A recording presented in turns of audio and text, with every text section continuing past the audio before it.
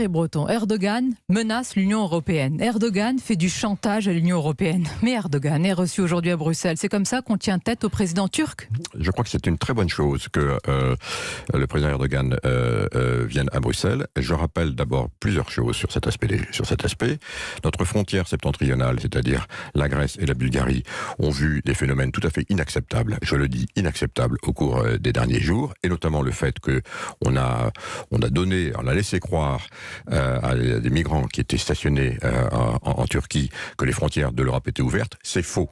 Et donc, ces 20 000 migrants, ces 20 000 malheureux à qui on a fait penser ceci, se sont trouvés effectivement bloqués à la frontière comme il se doit, parce que les frontières de l'Union ne sont pas ouvertes.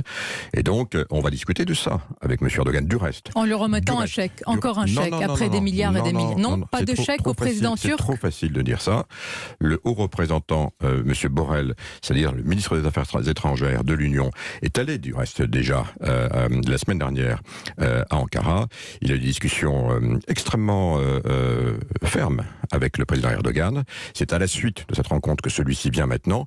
Le sujet est beaucoup plus large. Il faut discuter avec la Turquie, bien sûr, de ce qui s'est passé, qui est tout à fait inacceptable sur la frontière septentrionale de l'Union, mais également sur la frontière en Méditerranée, car ce qui se passe en Libye également est inacceptable. Donc c'est un sujet global dont on va parler. Pas uniquement ce sujet-là, c'est un sujet global. Merci Thierry Breton. Crise du coronavirus, crise migratoire, l'Europe à l'heure de vérité encore une fois. Merci d'avoir été ce matin sur Europe 1 avec nous. Merci. Merci, c'était l'interview de Sonia Mabrouk. À suivre le journal, la météo.